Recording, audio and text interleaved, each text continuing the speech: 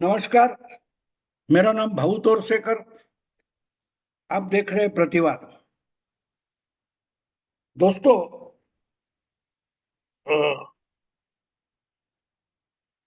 उपराष्ट्रपति धनखड़ ने इस्तीफा देने के कारण जो चुनाव होने जा रहा है उसमें अब खबरों का एक भूल भुलैया शुरू हो गया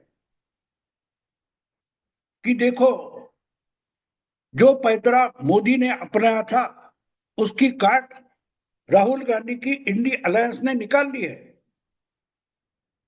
उपराष्ट्रपति पद के लिए महाराष्ट्र के गवर्नर जो राधाकृष्णन थे उनको ही एनडीए ने और बीजेपी ने अपना कैंडिडेट बनाया। और एक तरीके से बड़ा गेम बीजेपी ने खेला कि ये तो तमिली है, तो डीएमके के खिलाफ डीएमके को डायलेमा पर हो जाए कि भाई अगर ये तमिली है तो हम इनके खिलाफ कैसे वोट करें। इसीलिए बीजेपी ने एक तमिली कैंडिडेट खड़ा कर दिया। अब उन्होंने तमिली कैंडिडेट खड़ा कर दिया तो उसके बाद इंडिया अलायंस ने भी एक तेलुगु कैंडिडेट खड़ा कर दिया। यानी जो सीधी लड़ाई होने वाली है उपराष्ट्रपति पद के लिए वो दो कैंडिडेट में होगी जो दोनों साउथ के हैं। एक तेलुगु है, एक तमिल है। अब उपराष्ट्रपति का जो चुनाव होता है उसका जो वो चुनाव क्षेत्र होता है या वोटर होता है वो राज्यसभा और लोकसभा के सदस्य होते हैं, वही वोटिंग करते हैं। बस उतने ही वोटर है। और वो कुछ 760 वगैरह हो गए। तो उसमें आज ही एनडीए में जितने लोग हैं उनकी मेजोरिटी साफ साफ है।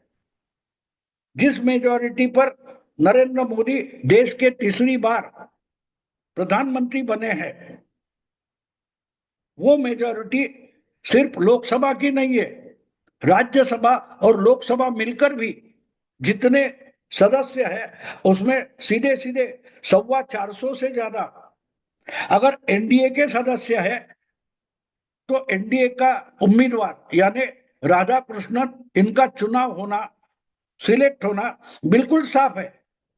लेकिन जिनको भूल भुलैया खड़ा करना है वो पैतरेबाजी की बात खबरों में शुरू कर देते हैं, ब्रेकिंग न्यूज बना देते हैं। और राहुल गांधी अगर वोट चोरी या वोटर लिस्ट एसआईआर उसमें फंस गए, उससे कुछ निकल नहीं रहा है, तो खबरें देने वाले जो है वो भी बुरी तरह से फंस गए। उनको वहां से निकलना था तो उनको राष्ट्रपति का चुनाव ये नया खिलौना मिल गया।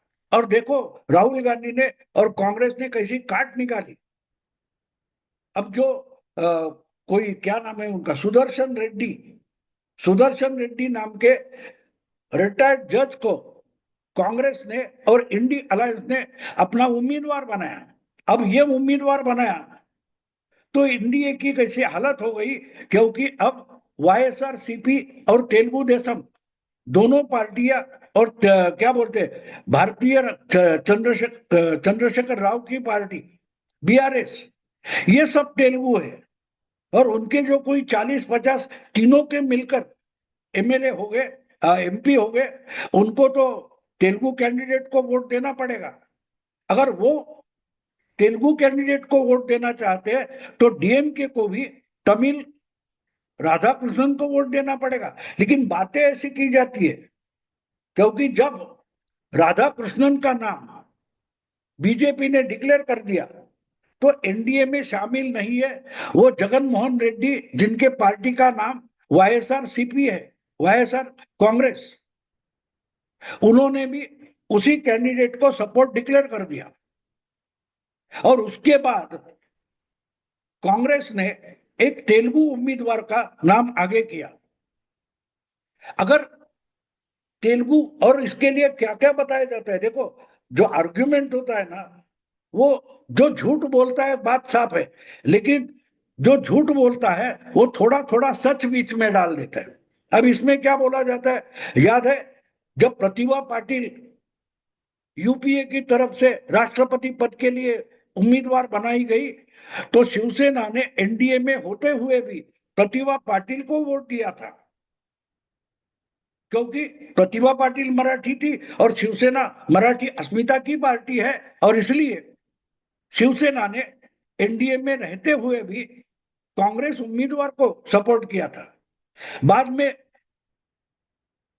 प्रणब मुखर्जी को भी सपोर्ट किया था।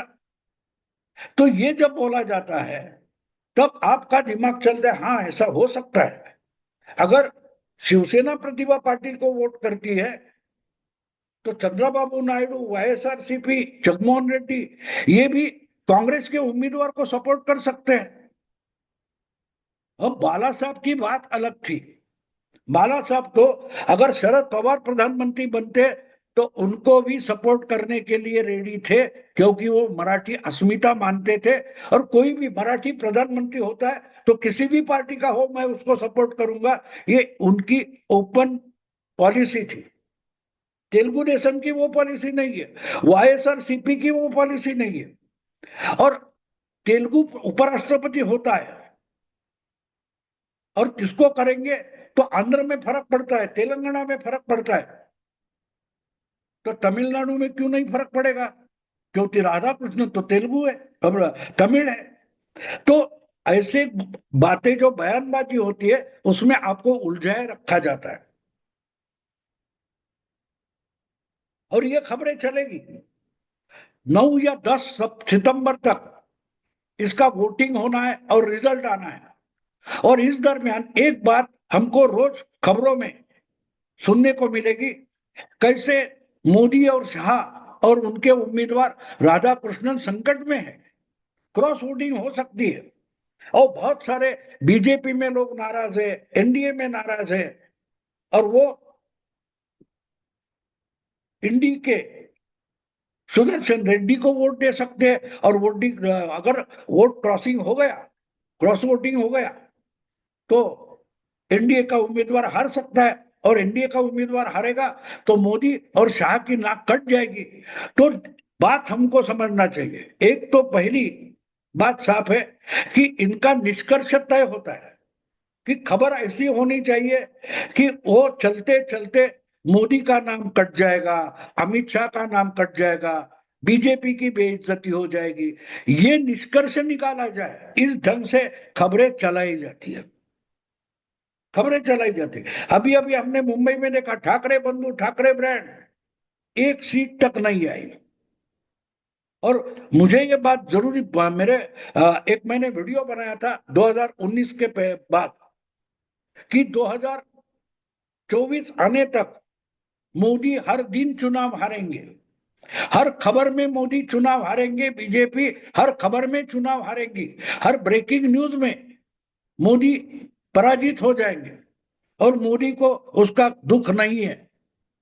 मोदी रोज हारने के लिए तैयार है, उनकी राजनीति ऐसी है। अमित शाह और नरेंद्र मोदी की राजनीति इस ढंग से चलती है कि वो रोज के रोज मीडिया में हर खबर में हारने के लिए राजी है, लेकिन जिस दिन चुनाव की मतगणना होती है उस दिन मोदी को जीतना होता है, क्योंकि वही तो इंपॉर्टेंट होता है। खबरों में, मीडिया में जीतने से सत्ता नहीं मिलती। ये जब तक राहुल गांधी और विपक्ष के दिमाग में बात नहीं आती है तब तक ये रोज मतगणना के दिन हारते रहेंगे और खबरों में रोज रोज जीतते रहेंगे। आपको याद होगा 2017 में मोदी जी प्रधानमंत्री बनने के बाद गुजरात का पहला विधानसभा चुनाव होने जा रहा था, और आहिस्ते आहिस्ते जितना माहौल बनाया गया था मीडिया में, उससे मोदी के दिमाग में ये बात आई थी कि माहौल खराब हुआ है, इतना आसान चुनाव नहीं है गुजरात का जितना 2002 में था, 2007 में था, या 2012 में गुजरात विधानसभा चुनाव जितना आसान था उतना 2017 में नहीं है। जिस गुजरात के आधार पर मोदी प्रधानमंत्री के रेस में आ गए और प्रधानमंत्री तक बन गए, बीजेपी का देश भर में बहुमत लेके आए, उसी गुजरात का चुनाव 2017 में आसान नहीं। ये जब मोदी जी ने ताड़ा, वो लगातार गुजरात में डेरा डालकर बैठ गए और एक दो नहीं 1 महीने में उन्होंने गुजरात में प्रधानमंत्री होने के बावजूद 27 मीटिंगें की थी। उनका बहुमत घट गया था लेकिन बहुमत आया, बीजेपी की सरकार बनी और कांग्रेस फिर से एक बार चुनाव हार गई।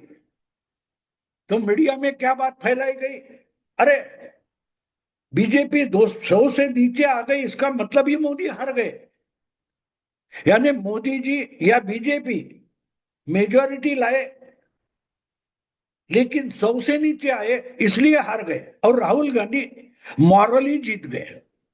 तब मैंने एक ब्लॉग लिखा था कि मोदी जी अयोध्या के राम या मथुरा के और द्वारका के श्री कृष्ण है, उनसे प्रार्थना करेंगे, भगवान के पास प्रार्थना करेंगे कि भाई हमेशा हमेशा के लिए राहुल की मॉरल विक्ट्री हो, क्योंकि जो व्यवहार है सच्चाई है उसमें मोदी की जीत हो, यही तो मोदी जी प्रार्थना करेंगे।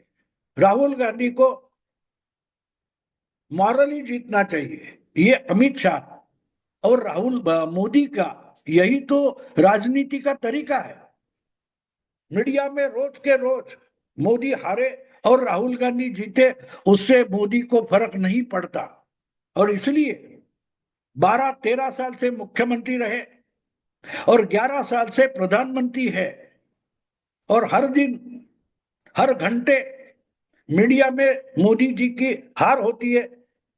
बहुत सारे संपादक पत्रकार एंकर है जो रोज के रोज हर घंटे में मोदी को हरा देते हैं, लेकिन अगला घंटा होने तक मोदी ही सत्ता में होते, फिर 1 घंटा में मोदी हार जाते हैं। तो अगर ये सिलसिला चलता आया है तो उस सिलसिले में गड़बड़ हो जाती है। इसलिए मोदी जी चाहते कि मुझे रोज हराओ, सिर्फ मतगणना के दिन मुझे जीतना है। और वही बात हमने हरियाणा में देखी, वही बात हमने लोकसभा में भी देखी। लोकसभा में बीजेपी की सीटें कम हो गई लेकिन फिर भी मोदी जी प्रधानमंत्री बने, फिर भी प्रधानमंत्री बने। 303 से घटकर 240 तक आ गए लेकिन प्रधानमंत्री कौन है? नरेंद्र मोदी। हरियाणा में तो कांग्रेस ने लड्डू और जलेबी बांटना शुरू कर दिया था, लेकिन बुरी तरह से कांग्रेस हार गई हरियाणा विधानसभा में और इतनी बुरी तरह से हारी कि 10 साल पहले भाजपा ने जितनी सीटें पहली बार जीती थी उससे ज्यादा सीटें तीसरी बार सत्ता कब्जा करते हुए हरियाणा में बीजेपी ने जीत ली। वही बात महाराष्ट्र में हो गई, तीसरी बार महाराष्ट्र की सत्ता हासिल करते हुए बीजेपी ने रिकॉर्ड ब्रेक अपनी संख्या बढ़ाई। लेकिन अगर उसी दरमियान चुनाव के दरमियान हम मीडिया को चेक करें, खबरें देखें, अखबार देखें, तो रोज के रोज और हर खबर में मोदी जी हारते थे, बीजेपी हारती थी, बीजेपी के कैंडिडेट हारते थे और राहुल गांधी और कांग्रेस, बस कांग्रेस हरियाणा की सत्ता हाथ में लेने के लिए रेडी है, ये हेडलाइन होती थी। महाराष्ट्र में तो ऐसी खबरें सुनकर कांग्रेस, शिवसेना, उद्धव ठाकरे और शरद पवार के गुटों में मुख्यमंत्री कौन होगा इस पर झगड़े शुरू हो गए, मारामारी शुरू हो गई। चुनाव के नतीजे आए तो अपोजिशन लीडर का जो पद होता है उस पर अधिकार जमाने वाली संख्या भी ना कांग्रेस के पास थी, ना उद्धव ठाकरे के पास थी, ना शरद पवार गुट के पास थी। 50 का आंकड़ा तीनों पार्टियां इकट्ठा मिलकर भी क्रॉस नहीं कर पाए, जबकि बीजेपी का गठबंधन 200 250 से आगे निकल गए। ये मैं इसलिए बोल रहा हूं कि जो राहुल भक्त है उसमें मीडिया आता है, हमारे इंटेलेक्चुअल्स आते हैं, बुद्धिजीवी आते हैं, अलग अलग पेपर के संपादक आते हैं, एंकर आते हैं चैनल के, जो हमेशा राहुल गांधी को जिताना चाहते हैं, लेकिन राहुल गांधी मतगणना के दिन हार जाते हैं, क्योंकि चुनाव आयोग ओपिनियन पोल या मीडिया का जो सर्वे होता है या मीडिया के संपादक का जो मत होता है, वो चुनाव आयोग काउंट नहीं करता, उसकी गणना नहीं करता। जो असलियत में बूथ में जाकर अपना वोट रजिस्टर करता है, बस उसी की गणना होती है। और राहुल गांधी को ये पता नहीं है शायद, और इसलिए वो वोट चोरी बोलते हैं। उसका मतलब संपादकों के वोट हमारे साथ थे तो हम क्यों हार गए, ये राहुल गांधी का सवाल है। एक संपादक का मतलब 1-1 लाख मत होता है, एक एंकर का मतलब 50,000 वोट होते हैं, और वो चुनाव आयोग गिनता नहीं। और इसलिए मतगणना होती है, उस दिन राहुल गांधी हार जाते हैं और उस दिन मोदी और बीजेपी जीत जाती है। तो अब जो चुनाव हो रहा है, उपराष्ट्रपति पद के लिए जो चुनाव हो रहा है, उसमें आंकड़े साफ दिखाई दे रहे हैं कि प्रचंड मानो 70% के आसपास, 65-70% वोटर इसमें, पार्लियामेंट के सदस्य जो है, वो अगर एनडीए के पास है तो एनडीए का कैंडिडेट जीतेगा। ये दीवार पर लिखा है, साफ साफ दिखाई दे रहा है। लेकिन मीडिया में देखो, मीडिया में क्रॉस वोटिंग हो सकती है। प्रतिभा पाटिल को शिवसेना ने वोट दिया था। ये सब रेफरेंस ढूंढ ढूंढ कर निकाले जाते हैं और बताया जाता है, दिखाया जाता है, एक भूल भुलैया खड़ा कर दिया जाता है कि एनडीए हारेगी, बीजेपी हार सकती है। अगर ये होगा तो हमारे मराठी में एक कहावत है, अत्याला मिशा असत्या तर, यानी बुआ को अगर मूछे होती तो चाचा कहते, लेकिन बुआ को मूछे है ही नहीं ना। लेकिन होती तो, कहने का मतलब आप समझो। नहीं, मान लो अगर बुआ को मूछे होती, अरे होती तो चाचा कहते, कौन सी बड़ी बात है। लेकिन नहीं है। सदियों से, सालों से, पीढ़ियों से जो जो बुआ होती है किसी की भी, उसको मूछे नहीं होती।